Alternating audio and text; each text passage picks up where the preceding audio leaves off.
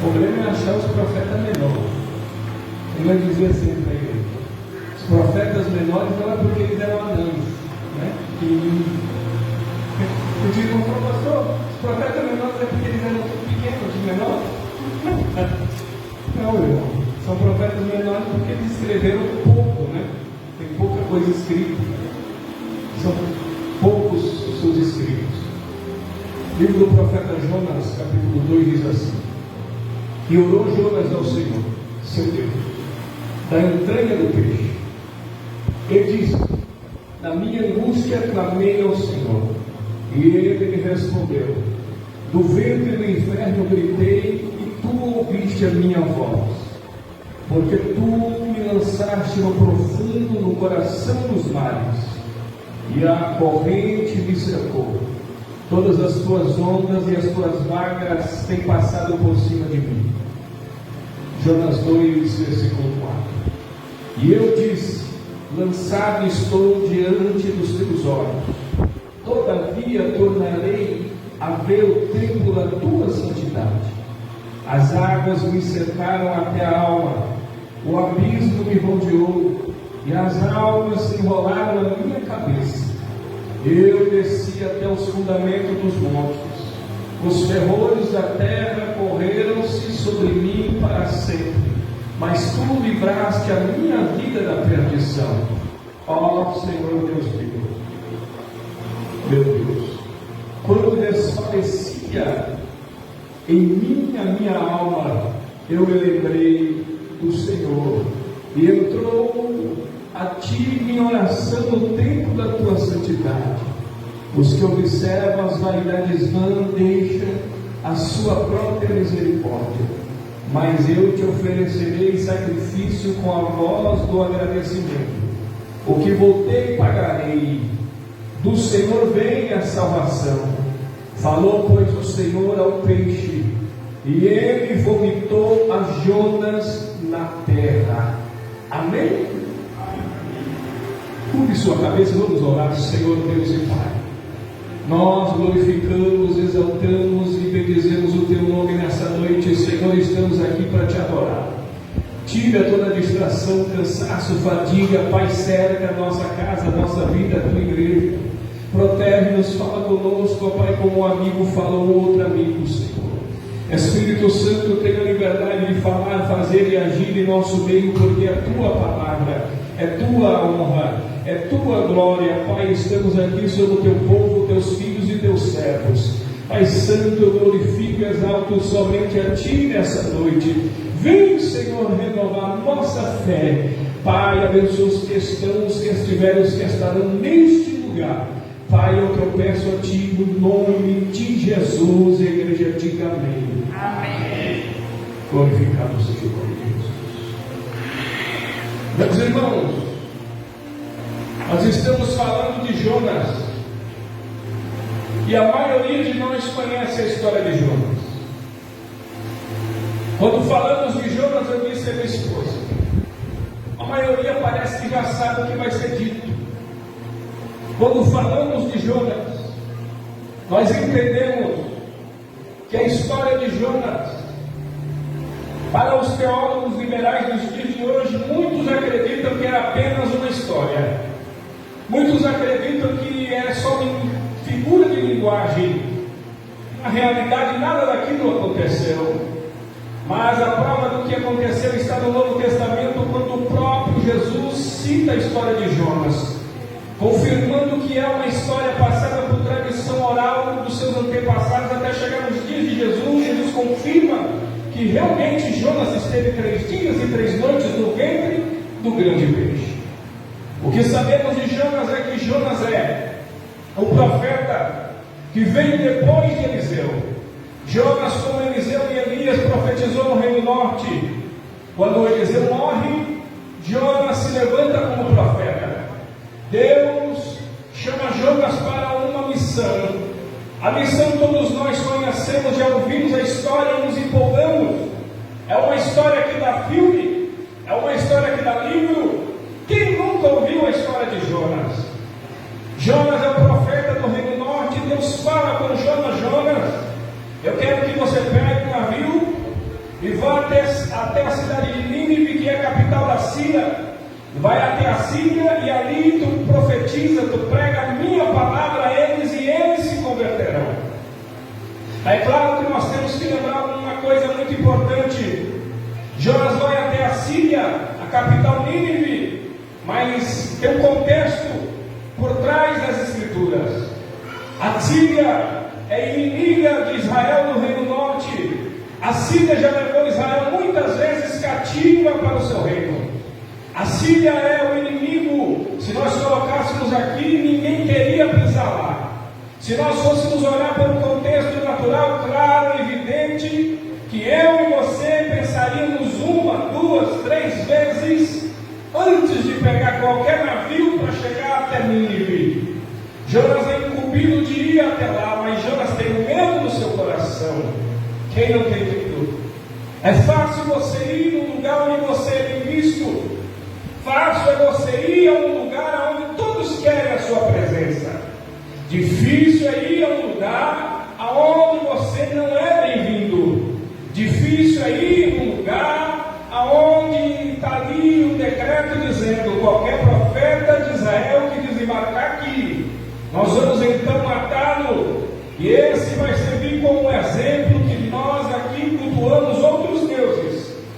Jonas tem que ir a Nínive, porém a missão de ir a Nínive é uma missão difícil, não é fácil. Nós olhamos para a Bíblia, a guerra entre a Síria e Israel foi uma guerra duradoura. Alguns períodos passaram, desde os tempos de Acabe, os tempos de Elias, nos tempos de Eliseu. Nós vemos essa guerra se aplacar.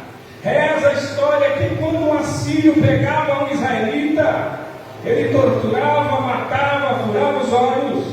Quando os assírios pegavam as mulheres israelitas grávidas, abriam a sua barriga, tiravam suas crianças de dentro da barriga, colocavam pedras na barriga, costuravam, jogavam as crianças para o alto para elas caírem de ponta com as lanças. Todo esse contexto é o contexto do livro do profeta Jonas. Jonas tem que ir pregar a palavra neste lugar. E eu me pergunto, e eu deixo a pergunta para você responder para você: será que você também teria coragem de ir até Nínive, sabendo que lá os seus inimigos estão prontos para te matar? Se nós fôssemos trazer para o contexto natural, teria placas no porto de Nínive dizendo: israelita, profetas de Deus ou do Deus verdadeiro, Deus de Israel, não são bem-vindos aqui. É fácil nós olharmos para Jonas e dizer: Jonas não quis ir, Jonas não foi, ele é um fujão. É muito fácil não criticar quando alguém não faz o que tem que fazer. É muito fácil nós pegarmos alguém caído e dizer: por que você está caído? Você não pode estar caído, você tem que estar de pé. Meus irmãos, eu costumo dizer sempre: aquele que está caído é porque um dia ele esteve em pé, e só cai quem está em pé, porque quem já está caído não tem como mais cair. Quem está em pé cai, e quem está deitado não cai mais. Quando nós olhamos para alguém que está caído, nós olhamos e pensamos: ah, por quê? Porque parou, porque deixou de continuar. A história de Jonas é um homem que tem que ir num lugar que ninguém quer ir, que não é legal de ir. Não tem ninguém convidando Jonas dizendo: vem que aqui vai ter um banquete, vem que aqui você vai ser honrado, vem que aqui você vai receber do bom e do melhor. Não. A história de Jonas é uma história de medo e terror, aonde um profeta de Deus tem que ir num lugar que ninguém mais quer ir. Mas Deus chama Jonas para ir nesse lugar. A Bíblia diz que Jonas vai ao porto e no seu coração há medo, apavora, espanto. Então ele decide no seu coração um plano e ele diz: eu vou pegar um navio para a direção contrária. E a Bíblia diz que ele pega a embarcação para Tarsis, que é o oposto de Nínive. E ele entra no navio e a Bíblia diz que ele está lá no navio. A Bíblia diz que ele se finge, ele encontra dentro desse navio um porão e ele diz: eu vou ficar por aqui, vou me estabelecer aqui, vou falar pouco, tripulação, para que eles não reconheçam que eu sou profeta. E diz a Bíblia que ele entra no navio e vai até o porão, e ali ele se deita, e ele fica quietinho, calado, e diz que o navio começa a seguir viagem. O texto diz no capítulo 1 de Jonas, e quando o navio já está em alto mar, a Bíblia diz que Deus começa a tramar um plano também para trazer Jonas de volta ao centro da vontade dele. Deus, ele tem um plano poderoso, miraculoso, fabuloso, e todas as vezes que nós pensamos em sair da direção deste projeto, todas as vezes que nós pensamos em pular fora deste barco, Deus lá em cima já está traçando um plano. Eu estou falando aqui nessa noite o que Deus mandou eu trazer. Talvez alguns aqui que estiveram aqui ou que ainda estão aqui, estão pisando fora do plano de Deus, já estão cambaleando para a esquerda ou para a direita, mas Deus nessa noite está dizendo: eu tramei um plano para te trazer de volta para o meu caminho, para a minha direção, para onde eu vou exaltar e usar a tua vida poderosamente. Você nem percebeu ainda, você nem entendeu ainda, porque o que está acontecendo, alguns aqui, Deus está me dando autoridade, eu vou dizer nessa noite, alguns aqui vão ver o barco, o navio sacudir para lá e para cá, e não vão entender nada, mas é o plano de Deus para trazer de volta para cá, e colocar na posição que ele nunca antes deveria ter saído. Recebe esta palavra, e se é para você, fala com Deus nessa noite, porque é esse Deus que está falando aqui neste lugar. Louvado é o teu nome. Então a Bíblia diz que Jonas vai dormindo parando o navio. Todos nós conhecemos a história. O navio começa a passar por uma grande tempestade, e Jonas, ouvindo que o navio está passando por uma grande tempestade, a fúria do oceano começa a sacudir o navio. Aleluia! Havia homens supersticiosos dentro do navio. Como bons marinheiros, sempre há muita superstição envolvida. E alguns daqueles homens diziam: então vamos jogar sorte para ver o que é que está acontecendo. Porque não era comum a rota que eles faziam passar por tantas tempestades. Então diz a Bíblia que eles decidem então jogar sorte para ver se tem alguma coisa errada com eles, para ver se alguém ali está com algum problema de ordem espiritual, ou se está acontecendo alguma coisa anormal fora dos padrões. E a Bíblia diz no capítulo 1 que eles lançam sorte. Aleluia! E aí alguém diz: olha, o que é que está acontecendo? Por que está essa tempestade quase destruindo o barco e afundando a nossa embarcação? Vamos ouvindo aquilo, ele se manifesta e diz: olha, vocês nem precisam jogar sorte. Tudo isso está acontecendo por minha culpa, porque o Senhor dos Exércitos me mandou ir a Nínive, e eu me escondi e tomei este navio e vou a Tarsis. Aí então aqueles homens ficam atônitos e entendem que Jonas é o culpado daquelas coisas. Eles entendem que Jonas estava ali e a culpa deles quase padecer era de Jonas. Mas o próprio Jonas dá uma ideia, e ele diz: olha, para que isso tudo passe, para que o mar se acalme, para que vocês consigam concluir a viagem, então vocês me peguem e me atirem ao mar. Veja, irmão, que pedido inusitado do próprio Jonas. Ele chega para aqueles homens e diz: olha, essa tempestade que está quase destruindo o barco é minha culpa, e para que isso passe é necessário que vocês me peguem e me atirem para fora do barco. E sem pensar duas vezes, aqueles homens pegam Jonas e atiram Jonas no mar.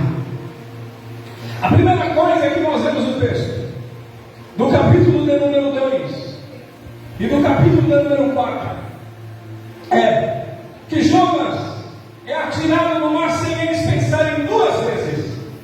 Por que aqueles homens não diziam: Jonas, vamos dobrar o nosso joelho, vamos falar com Deus, e Deus é poderoso e misericordioso e irá perdoar todos nós?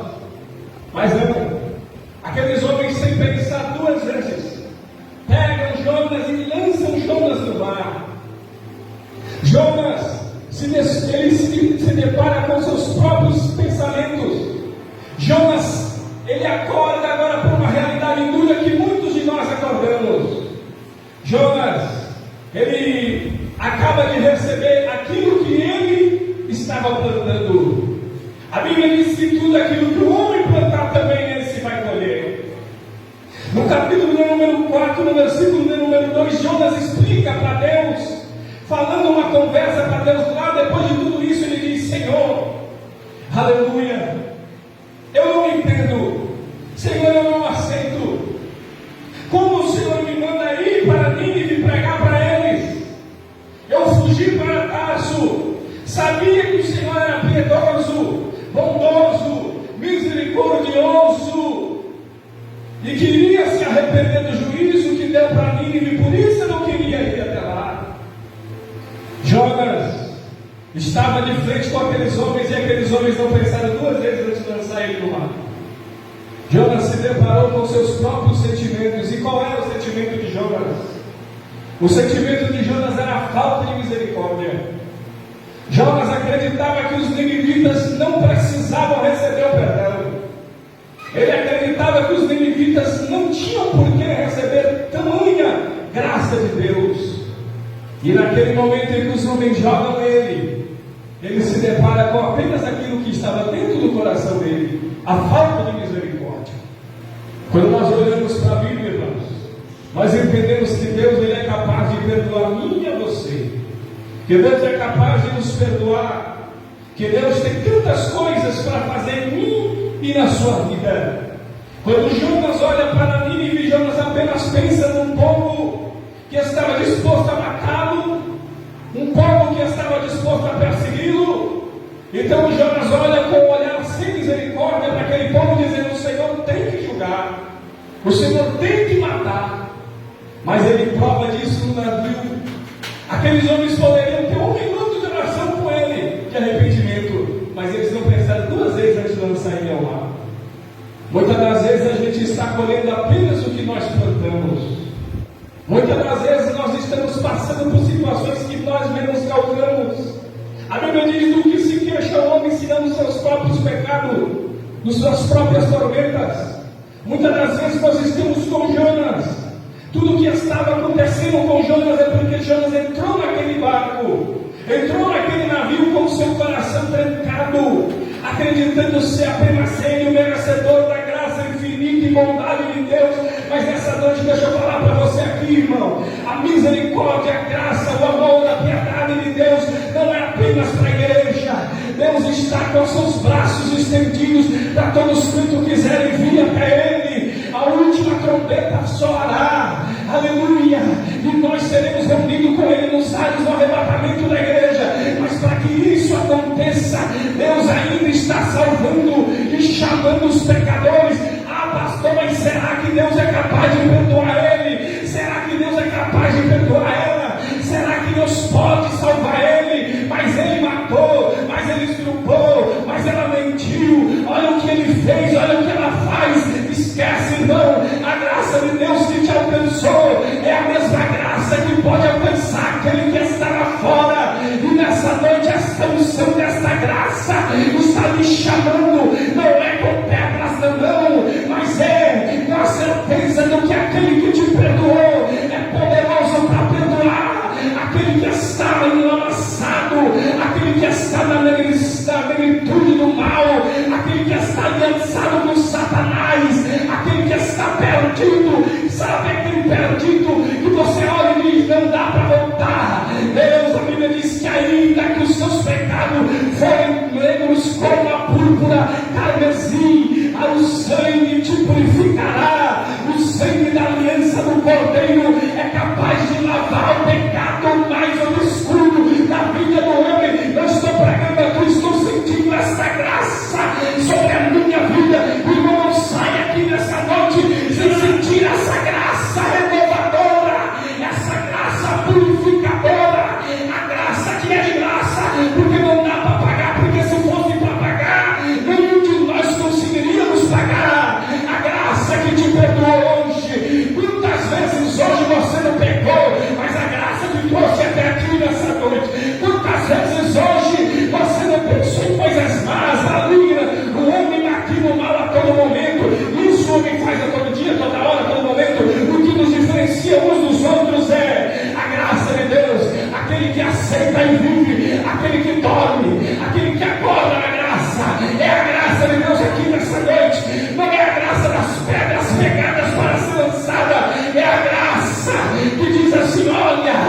aleluia, ainda que você, aleluia, esteja perdido, eu estou aqui para te encontrar. Deus está encontrando alguém aqui nessa noite, sabe aquela pessoa que você diz, Deus, misericórdia, esse não tem jeito, é esse aí que Deus está falando nessa noite, esse tem jeito, porque a graça é a graça salvadora, resgatadora, que desce lá nas profundezas para resgatar o caído, o perdido, o oprimido. Ele está resgatando aqui nessa noite, é nos pontos de tráfico, é nas biqueiras, é no centro de prostituição, aleluia, nos terrenos de candomblé, aleluia, nas reuniões ocultistas. Ele está resgatando aquele que está preso, aleluia, adorando o dinheiro, adorando a si mesmo. Aquele que está distante é resgatado e alcançado pela graça.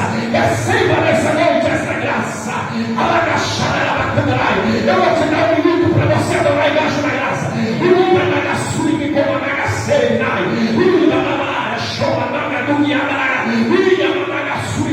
A graça é a graça. Ela que na graça, onde na graça respira, é a graça de Deus. Aleluia. Louvado é o teu nome, soberano. Tu és lindo, Senhor Jesus. O pior erro de Jonas não é fugir do que Deus mandou. Se engana quem pensou assim. O maior erro de Jonas não foi pegar o navio para Tarso e fugir de ir a Nínive. Não. O maior erro de Jonas é o capítulo 4, versículo 2, o capítulo 4, versículo 11, onde ele acha que os ninivitas não merecem a graça de Deus. Porque ele acreditava que mesmo que ele fosse e pregasse o juízo, Deus teria que cumprir a risca o juízo. Mas quando ele vai lá, os ninivitas se convertem, proclamam jejum até dos animais e se convertem a Deus, e Deus aplaca a ira de Deus, e Deus então não os condena. E Jonas não ficou feliz com isso. Parece que tem gente que não fica feliz com a conversão do outro, irmão. Não fica feliz se o outro se arrepende. Porque cair, irmão, qualquer um de nós está predisposto a cair. Errar, irmão, qualquer um de nós pode errar. E às vezes alguns de nós ficam tristes porque Deus é capaz de perdoar ele e perdoar ela também. O maior erro de Jonas, grave isso aqui, é entender que Deus não poderia derramar a graça em mim. E a Bíblia diz que ele joga o Jonas dentro do mar. Jonas prova da própria impiedade que ele tem, provando do próprio remédio, provando do próprio veneno. Porque a Bíblia diz, irmão, à medida que nós medimos, também seremos medidos. Sabe o que é isso? Se você pega um esquadro, uma medida qualquer, uma pena, e você mede 52 centímetros, então a medida é 52 centímetros. Com a mesma medida que você mede, você será medido. E às vezes nós não entendemos isso. Nós nos achamos acima de tudo. Nós nos achamos que temos tanta comunhão com Deus que os outros também não podem ter. Somos únicos, exclusivos. Esses dias eu vi alguém dizer assim: como tem gente que pega o microfone de Deus falou comigo, Deus falou comigo. De 10 coisas que ele disse, Deus falou com ele. Eu estava num lugar, alguns meses atrás, eu disse assim: faz tanto tempo que Deus não fala comigo. O irmão perguntou quanto tempo. Eu falei: uns 10 ou 20 anos quase. Parece que é bonito. Deus fala comigo, Deus fala comigo. Você não precisa provar para ninguém que Deus fala contigo, irmão. Deus falou com você, amém. De preferência, fala para você. Porque Deus fala com a gente, irmão, até quando você não ouve nem a voz dele. É só você pegar a Bíblia e já está falando. E se ele ficar em silêncio, ele está falando também. O salmista diz que ele anuncia suas obras, só de você olhar para o céu, você já vê ele falando. Aí o amigo disse outro dia para mim: Fabiano, eu não sei se eu estou ficando menos crente ou o povo está ficando mais crente. Que todo lugar que eu vou, o povo pega o microfone e está toda hora falando de Deus, está falando para Deus, está falando. E Deus não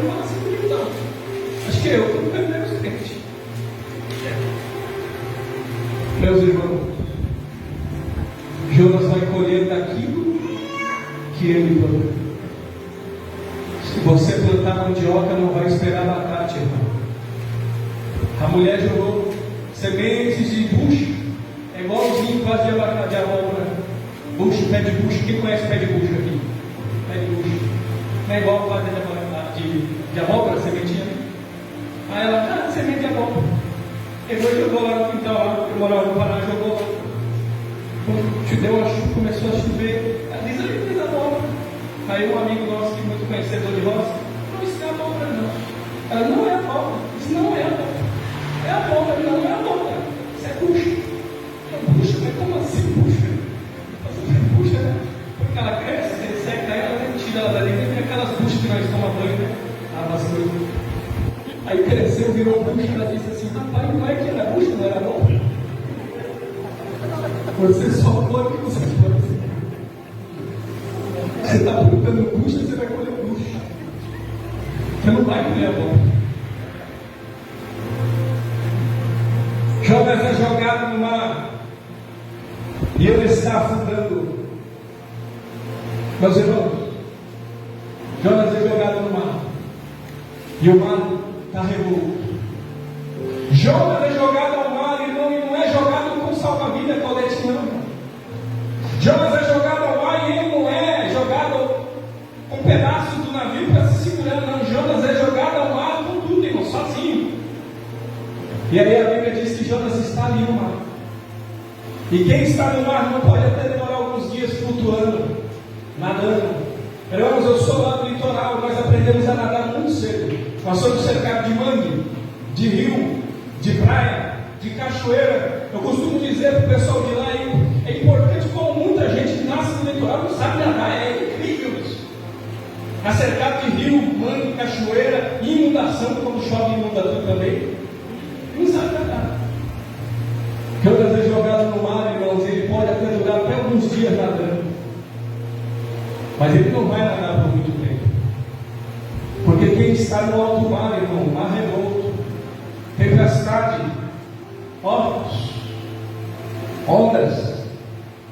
ondas de 6, 7, 8 metros, quase 10 metros em alguns pontos, mar profundo, onde embarcações grandes naus, grandes embarcações passam. Jonas está ali jogado ao mar, e quem está no mar afunda. Isso aqui é um contexto. Quantas das vezes nós afundamos também? Nós afundamos muitas vezes. Muitas vezes. Afundamos na nossa própria soberba às vezes. Afundamos às vezes nas nossas fraquezas. Afundamos às vezes nas nossas debilidades. Afundamos às vezes na dureza do nosso próprio coração. E estamos como Jonas jogado ao mar. E muitas vezes afundando na soberba, na dureza, na desobediência, na fraqueza. Pense em você, Jonas jogado ao mar, afundando. E afundando, indo para o fundo do mar. Ele mesmo diz que o mar é profundo. Profundo, um abismo sem fim. E ele está afundando. Quantos de nós não estamos assim?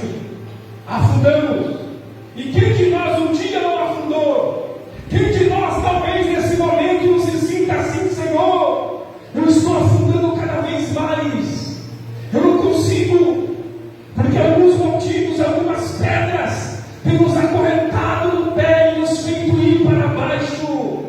Há muitas coisas que impedem o crente de subir para o céu. Algumas coisas são como aquelas bolas de ferro nos filmes, onde os prisioneiros carregam para não fugir ou ter dificuldade ao fugir. Às vezes nós estamos assim, pastores, amarrados pelo pé, jogados no alto mar, afundando na soberba, na desobediência, na fraqueza, na doença da nossa alma. Pessoas que não aprendem, não querem aprender, pessoas que não conseguem perdoar, pessoas que não conseguem ser melhor, pessoas que não mudam as suas opiniões, pessoas que não estão dispostas a receber novidade de Deus. E muitas das vezes nós estamos afundando apenas porque somos fracos. E são tantos ventos, são tantas tempestades na vida do crente. Meus irmãos, quando eu olho essas igrejas da televisão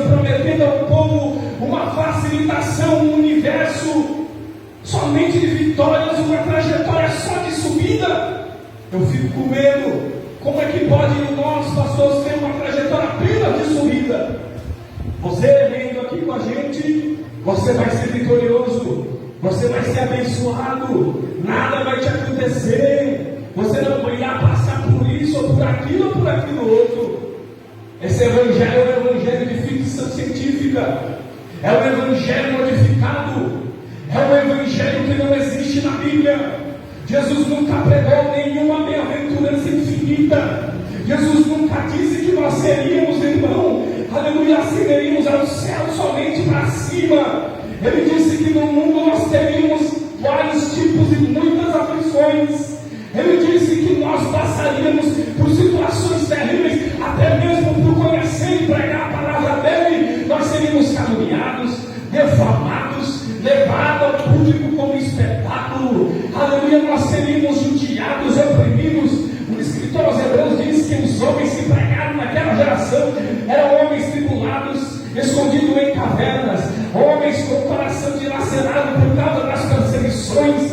Esse evangelho que foi ensinado e foi pregado não será um mar de rosas. O caminho do céu não é, aleluia, uma corda aonde nós apenas vamos subir, mas sim muitas das vezes uma madeira dura de se descer, um caminho, aleluia, sofrido, dolorido, aonde nós vamos descer, e muitas vezes vamos tentar subir e não vamos conseguir subir. Sabe aquela subida que quando você está no seu carro toda cheia de lama, que você tenta, e parece que o carro não tem força para subir? É assim a caminhada. Às vezes nós estamos tentando, eu vou subir, tem até música, né? Eu vou subir, não vou ficar aqui. Às vezes fica, às vezes não consegue subir, porque não é fácil.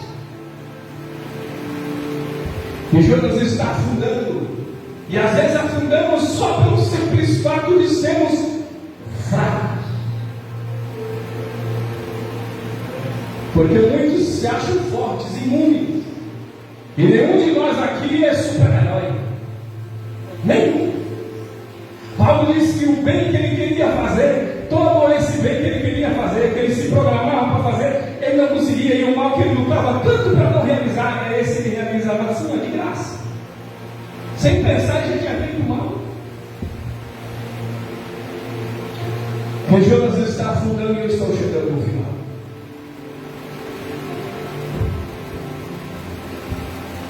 Mas Deus, e agora é o X da história. A história só é importante por causa disso. E Jonas está largado no oceano afundando. E o texto diz: e Deus, eu vou ler para vocês verem. Capítulo 1, versículo 17 diz: Deparou, em alguma preparou, pois o Senhor um grande peixe para que tragasse Jonas. Enquanto Jonas estava afundando, os motivos que lhe fazem e que me fazem afundar. Estamos afundando. Mas a Bíblia diz: e Deus preparou um grande peixe. Olhando por ele por um outro prisma, o peixe é a maldição, pastor. E Deus preparou um peixe para o Jonas, é a maldição isso. Está lá você morrendo afogado no oceano, meu irmão, afundando. E aí Deus está olhando lá de cima e diz assim: você não vai afundar. Não, mas eu não consigo nadar. As minhas forças são poucas. Não tenho mais força para nadar, nem para boiar. E Deus diz: eu tenho um plano. E aí a Bíblia diz: e Deus preparou um grande peixe para tragar as Jonas. Ao você afundando, que Deus prepara um grande plano para te fazer subir novamente.